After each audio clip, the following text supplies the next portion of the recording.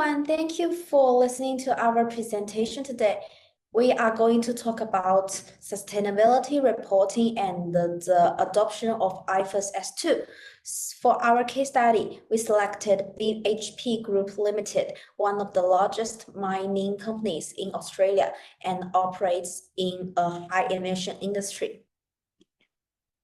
Our presentation will first introduce the background of IFRS S2, then discuss our case study on BHP, followed by key findings, challenges, and limitations, and finally conclude with our overall evaluation. Now, before moving to the main discussion, I will briefly introduce question 1. So in question 1, we analyzed several intra-group transactions, including inventory sales, asset transfers, and the rental arrangements.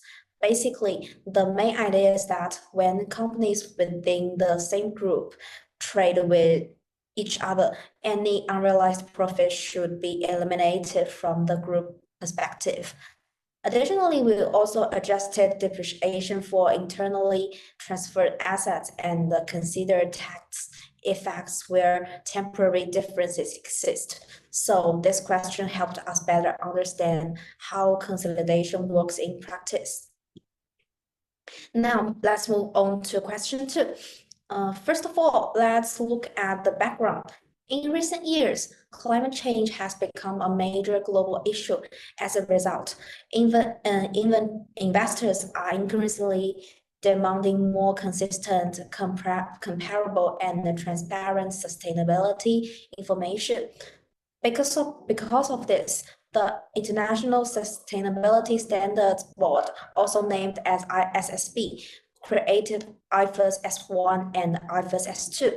So in the Australian context, IFRS S2 has been adopted as a mandatory standard while IFRS S1 remains voluntary. This means companies are now required to disclose climate-related financial information in a more structured and standardized way. Based on this background, our study focuses on several key questions. In particular, we aim to understand whether BHP's carbon disclosure has changed after IFRS S2, whether the company is well prepared for mandatory reporting, and what challenges may arise in practice. Now, moving on to our research method. In this study, we mainly used the secondary data. More specifically, we analyzed BHP's sustainability and climate reports for 2 different periods, which represent the pre-mandatory stage and the mandatory stage.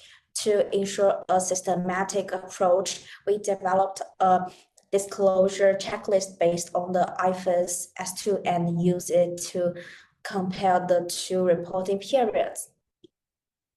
Now let's move on to the findings. Overall, we found that BHP's climate-related disclosures have improved noticeably. First of all, the structure of the report becomes more organized and easier to follow compared to the earlier report. The newer report shows a clear alignment with IFRS S2 requirements. Secondly, there is an increase in quantitative information. For example, BHP's provide more detailed emission data, particularly for Scope 1 and Scope 2 emissions.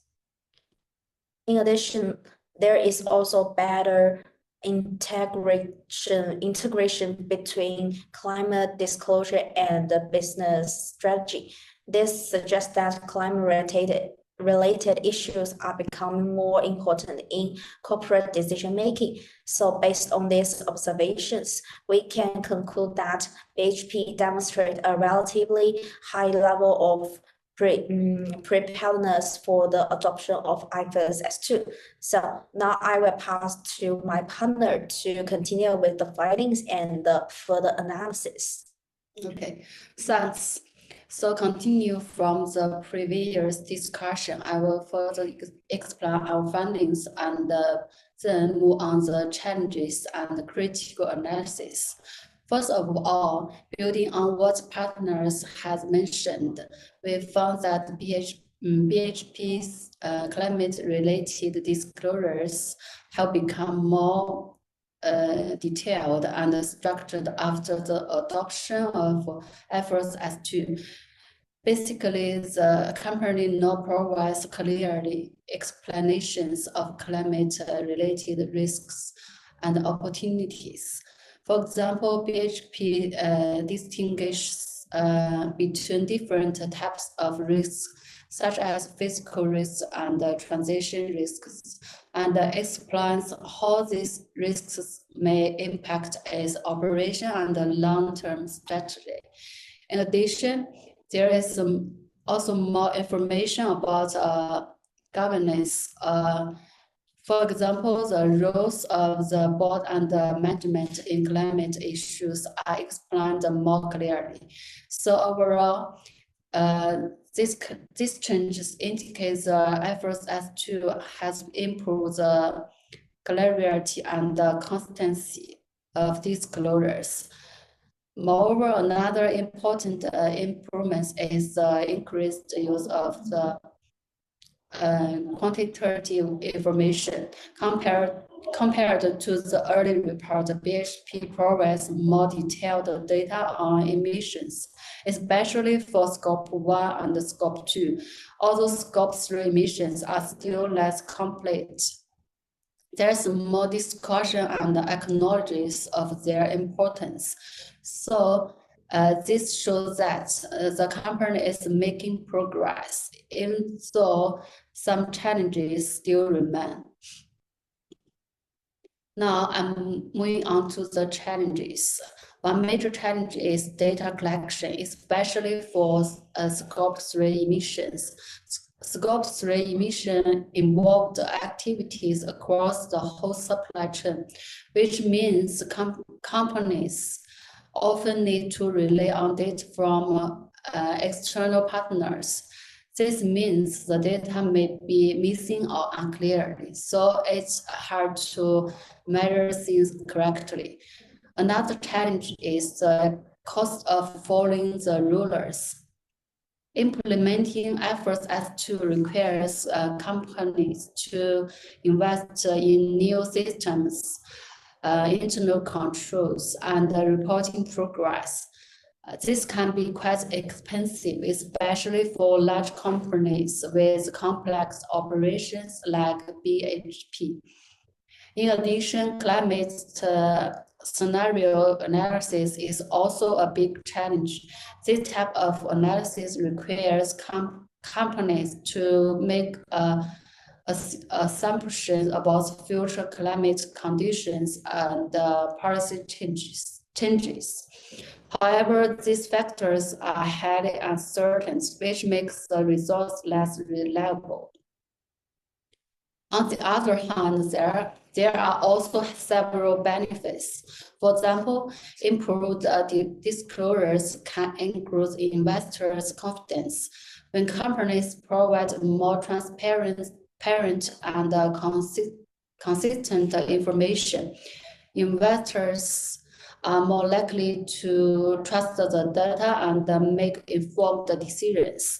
At the same time, climate disclosure also helps companies better understand and manage risks. However, despite these benefits, FS2 still has some important limitations. Basically, the standard mainly focuses on information that investors care about. As a result, it pays less attention to the needs of other stakeholders, such as local communities and environmental organizations. For example, since like environmental damage or social impact may not be shown if they don't affect the profiles right away. So even though efforts as to improve transparency, it it may still not cover all sustainability informations. So to conclude, BHP is well prepared for efforts as to the adoption of this standard has improved the disclosure's quality, especially in terms of structure and transparency. However, challenges such as data complexities and limitations in stakeholder coverage still remain. So, further improvements are needed in the future. So first of all, I would like to talk about the challenges we faced in the assignment. One major challenge was understanding the new sustainability standards, especially IFRS S2. At the beginning, it was quite difficult for us to understand how these standards are applied in real companies because the concepts are really abstract. Additionally, analyzing BHP's report was also very challenging. Yes, because the reports are very long and each report has more than 200 slides. So it takes a lot of time to go through them. So we had to spend quite a lot of time identifying the most relevant data, especially for carbon disclosure. For example, we had to carefully locate data related to scope 1, 2, and 3 emissions, which are not always clearly presented in one place. And another challenge was linking theory with practice. We need to connect academic articles with real company disclosures, which required us to compare different sources and interpret the information carefully. Also, time management was challenging because we need to balance this assignment with other subjects. So overall, although this assignment was challenging, it was also a very valuable learning experience. So building on that, I'd like to talk about how this assignment changed our understanding of accounting. Before doing this assignment, we mainly thought that accounting is about numbers and reports. However, through this project, we understood that accounting also plays an important role in sustainability and decision-making. Yes, for example, we learned that climate-related disclosures such as carbon emissions and climate risks are now becoming an important part of financial reporting. This means accounting is no longer only about recording past performance, but also about helping users understanding future risks and opportunities.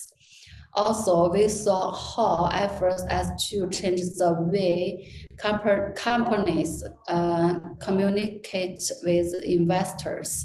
For instance, BHP provides more structured and detailed information after the adoption of efforts as to which shows how standards can improve transparency.